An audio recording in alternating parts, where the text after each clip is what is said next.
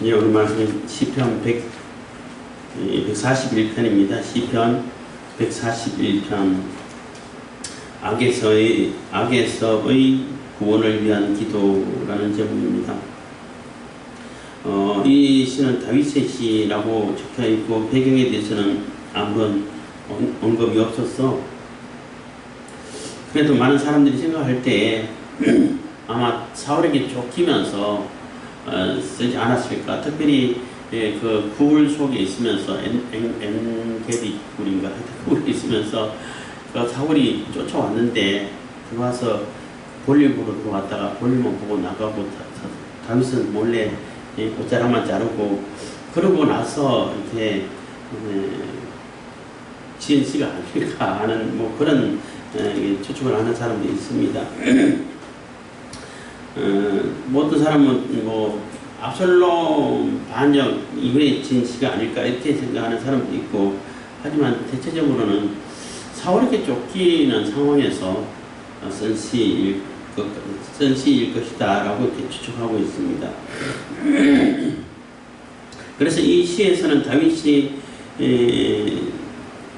악인들하고 같이 어울리지 않도록 그들의 주는 그 악한 짓을 해가지고 악한 행위를 해가지고 얻어지는 결과물들 있잖아요.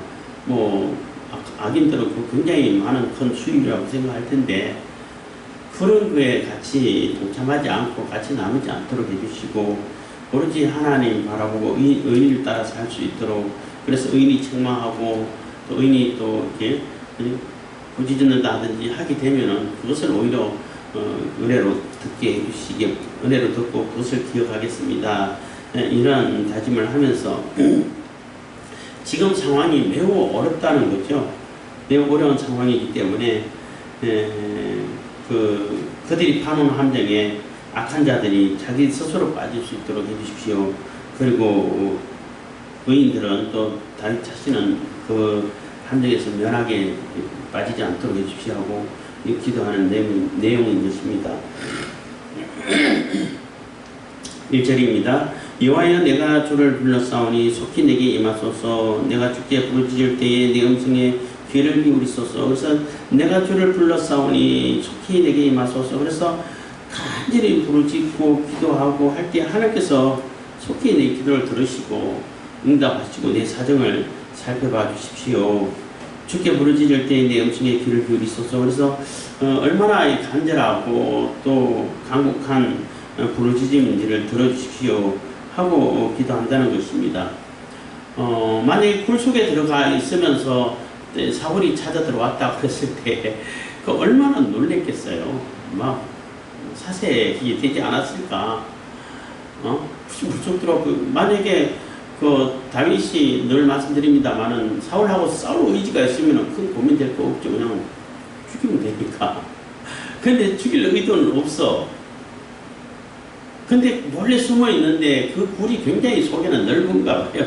몇백 명이 들어가 있을 만큼 큰 굴인 것 같은데, 물론 굴은 또 들어가는 입구는 좁아도 안에는 다 연결되어 있어가지고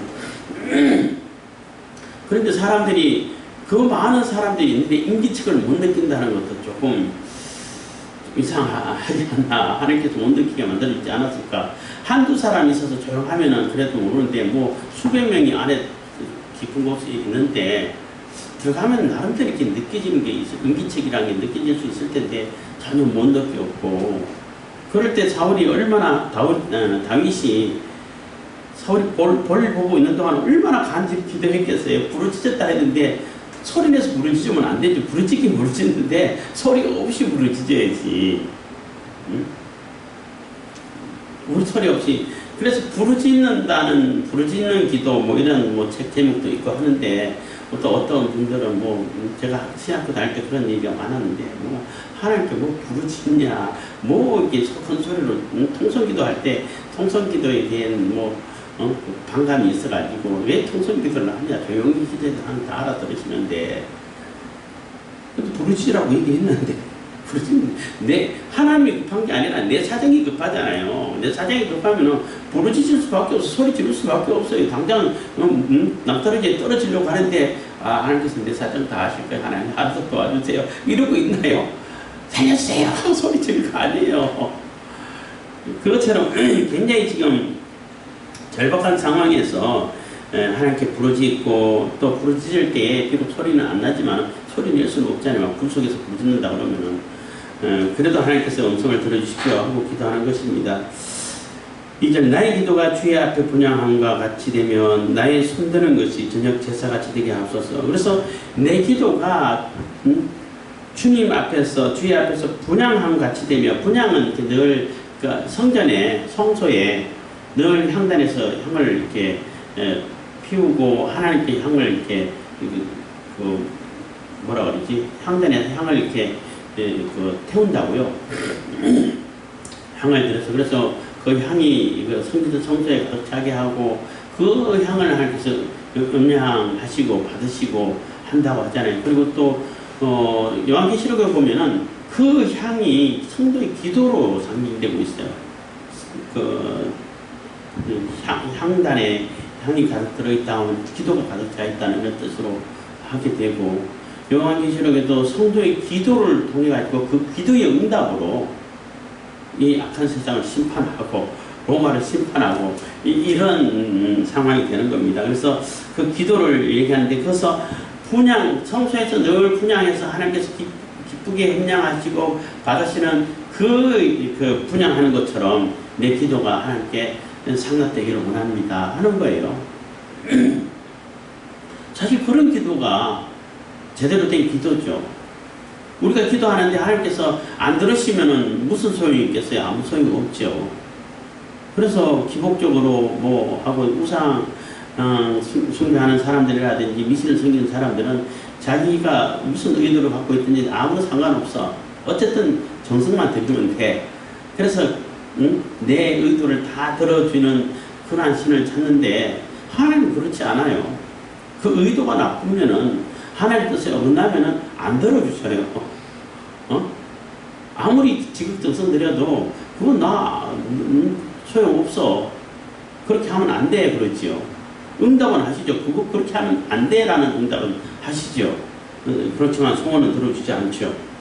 그것처럼 어쨌든 간에 하나님께서 기쁘게 받으시는 그 흠량하시는 흠량이라고 했구나.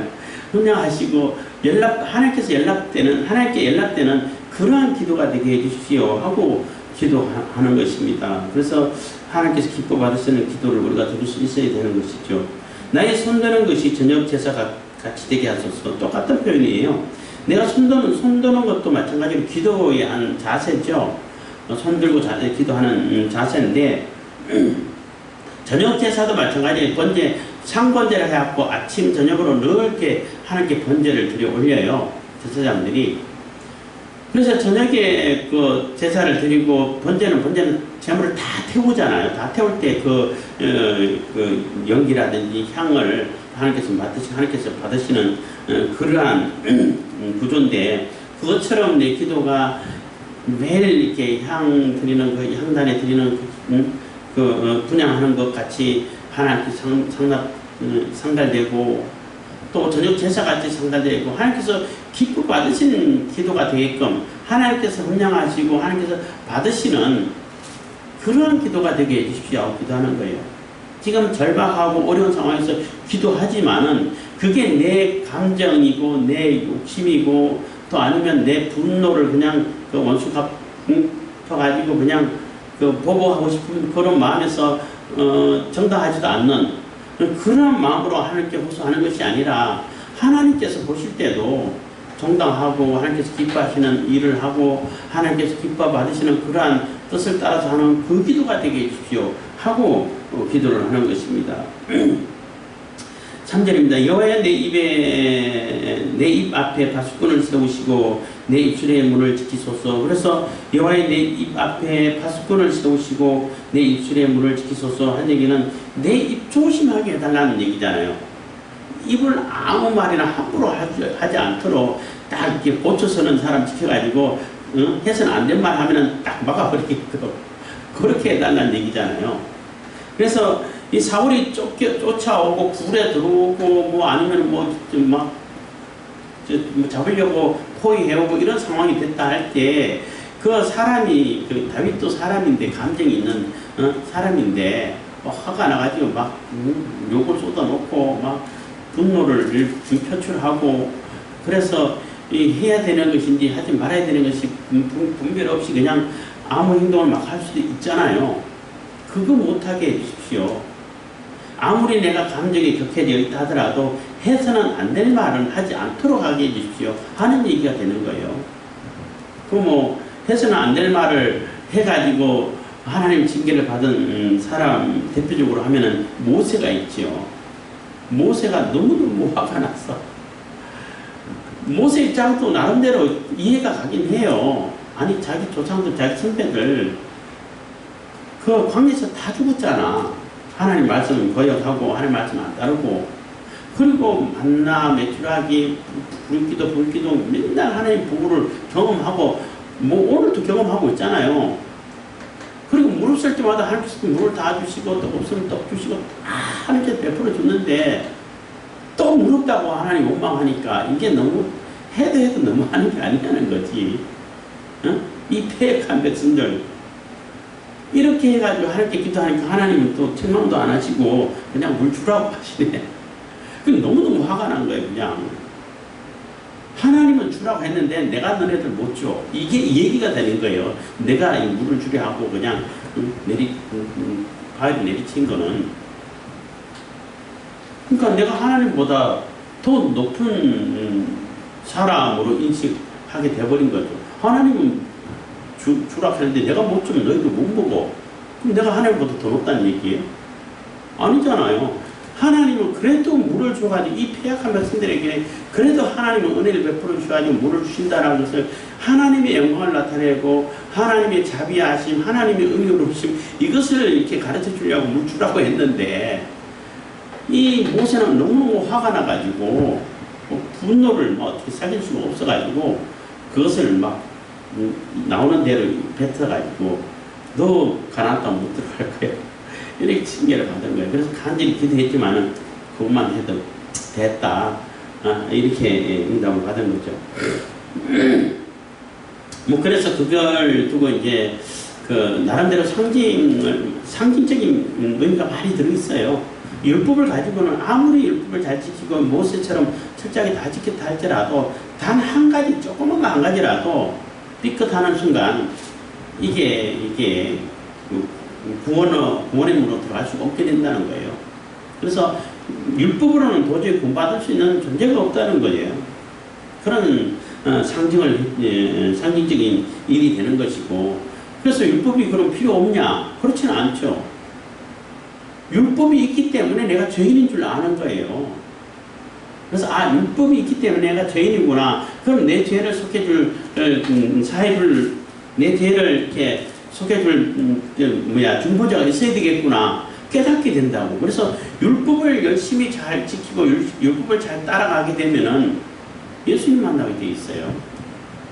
그래서 율법은 그 초등 교사라고 해가지고 몽학선생이라는 그런 표현을 썼잖아요. 그래서 이끌어 가가지고 그 예수님 앞에 이끌어갈 수 있도록 길을 닦아주는 그런 역할을 하는 것이 율법인 거예요. 그래서 율법이 필요하죠. 율법이 있어야 되는 거죠. 얘기가 많이 이게 딴 데로 갔습니다만은 그래서 이것처럼 내가 분노하고 사울에 대해서 내가 잘못한 것도 없는데 억울하고 누명 쓰고 그냥 모함당하고 그런 상황인데 그래도 죽일 수 있는 상황에서도 안 죽인 거 보여줬잖아요. 그러면은 막 화가 나가지고 막 욕을 하고 어떻게 그럴 수 있냐고 원망하고 심지어는 하나님께도 원망할 수 있잖아요. 언제까지 이래야 됩니까? 왕으로 삼아주신다 해놓고 이게 뭡니까? 이렇게 불평불만 할 수 있잖아요.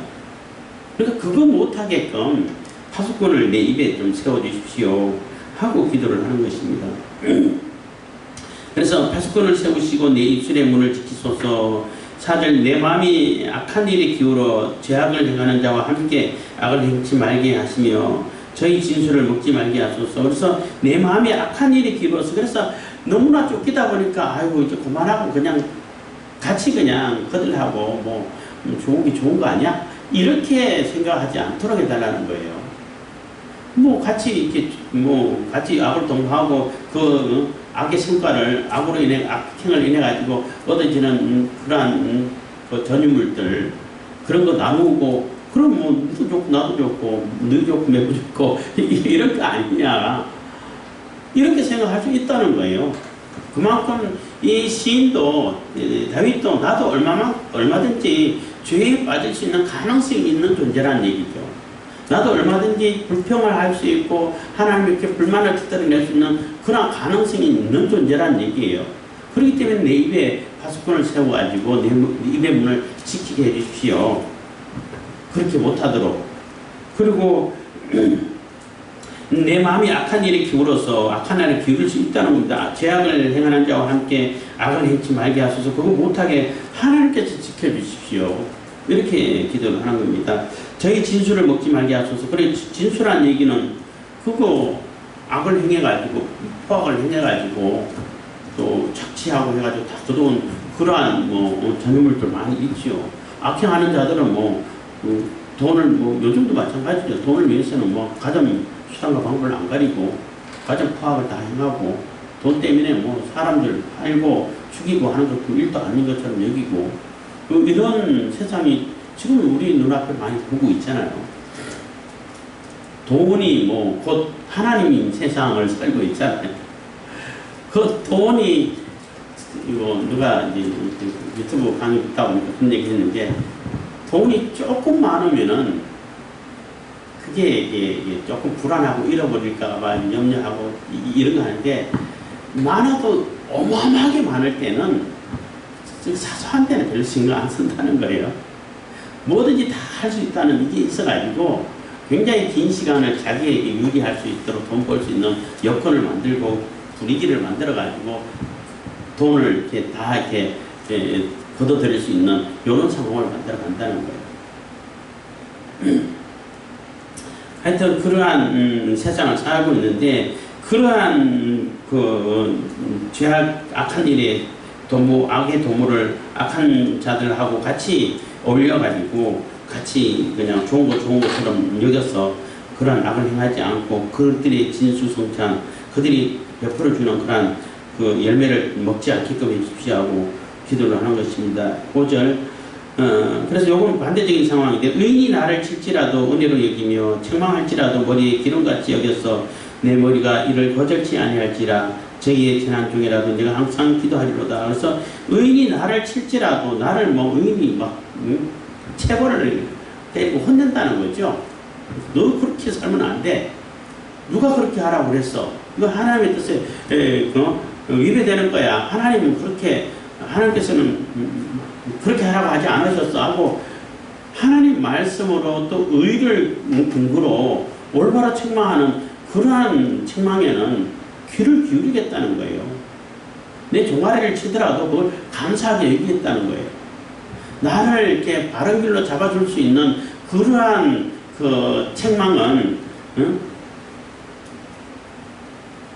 그러한 체벌은 기쁘고 달게끔 은혜로 받아들이겠다는 거예요.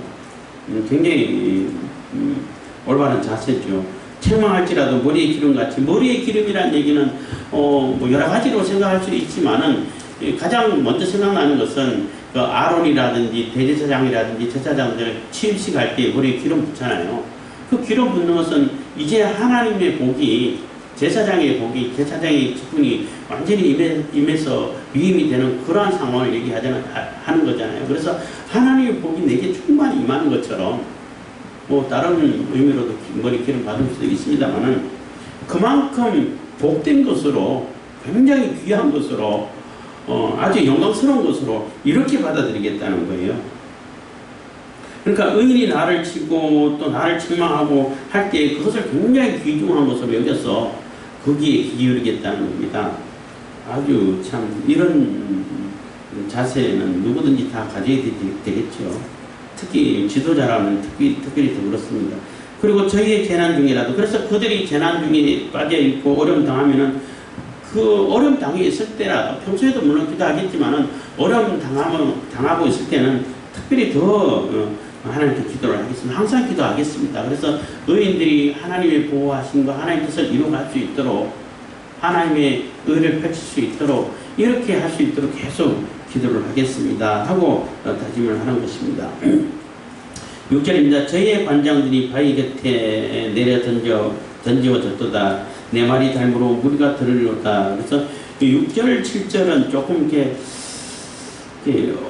해석이 어려워하는 구절이기도 합니다만은 뭐 그냥 있는 대로 해석을 하게 되면은 결국은 그들의 관장들 또 뭐 권력자들이라고 말할 수 있죠. 결국 하나님의 심판을 받게 된다는 거예요.